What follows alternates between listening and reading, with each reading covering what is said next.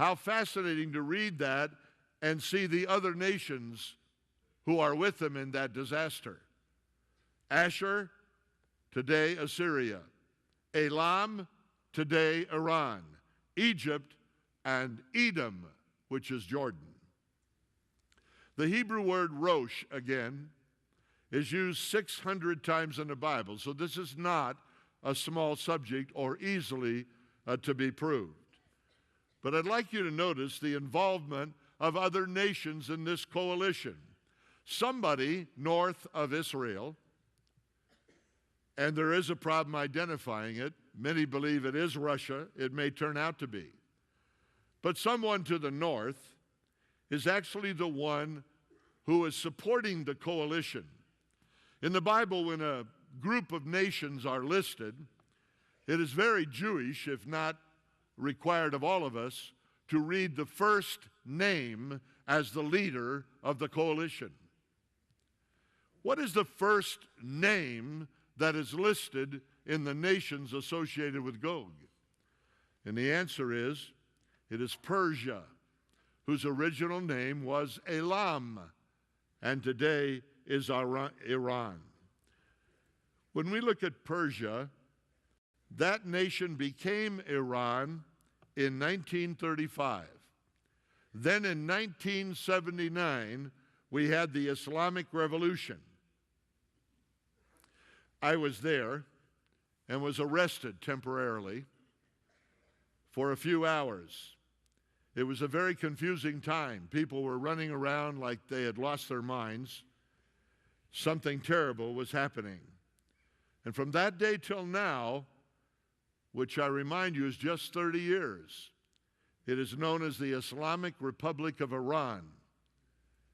And many of our military experts have said, along with Israel, that the biggest problem facing us in our world today is the potential of nuclear and atomic weapons by the Islamic Republic of Iran. Whether that's true or not, time will tell. Ethiopia is not the Ethiopia of today. It's listed 20 times in the Bible. First in Genesis 2:13, where the river Gihon goes over the land of Ethiopia. In Hebrew, it's the word Cush, who was called a son of Ham.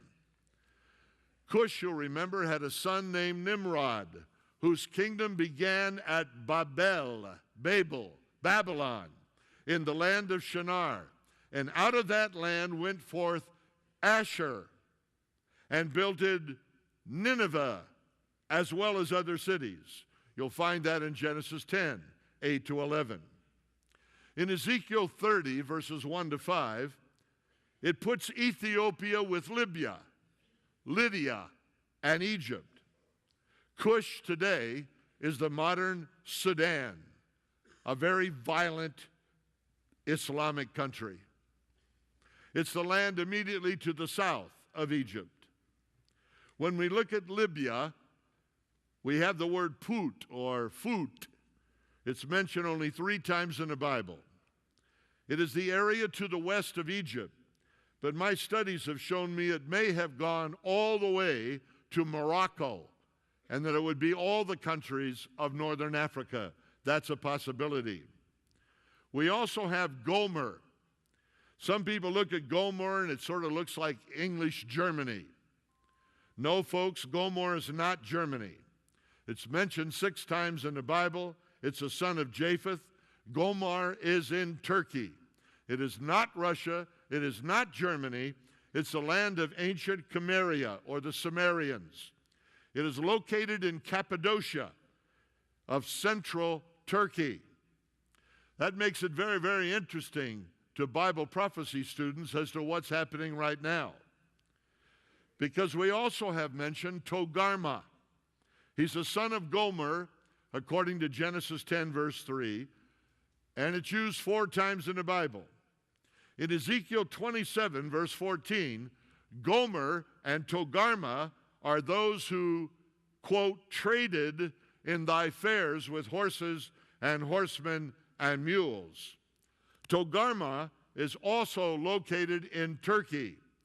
It was a city in eastern Anatolia, specifically in the southeastern corner of Turkey, land adjacent to the country of Syria today. Now take your Bible and turn for a minute to Psalm 83. The question that a lot of people ask me and other Bible teachers is, what really puts all of these nations together? What binds them together? In Psalm 83, we read in the opening 5 verses what binds these nations together. It says, Keep not thou silence, O God, hold not thy peace, and be not still, O God. For lo, thine enemies make a tumult. They that hate thee have lifted up the head. They have taken crafty counsel against thy people, have consulted against thy hidden ones. They have said, Come, let's cut them off from being a nation, that the name of Israel may be no more in remembrance. For they have consulted together with one consent.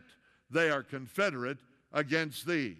Then it goes on to mention those who today can be identified in the Islamic nations of the Middle East. What binds them all together is a hatred of Israel and a desire to wipe them off the face of the earth. When you ask me, what's going on in the Middle East? What is about to happen? Please, folks, don't ever take your eyes off of Israel. What is happening in the Middle East is a major effort at the present time to come against Israel. The fly in the ointment for many years has been Turkey, called a moderate Islamic country. I've been there many times. Turkey is no longer taking a moderate stance. Those of you who are students of your political history know that within the last month, there has been an enormous radical change in the Turkish government toward Israel, with whom they have a lot of business. The Shiite Islamic leader is anti-Israel, has condemned Israel in no uncertain terms. The words the press used were outrage, uncontrollable anger. Who do they think they are? The fact is that Turkey now is very much involved in the Middle East, having been spurned by the European Union over and over again. Turkey is now identifying more with the Middle East than ever before.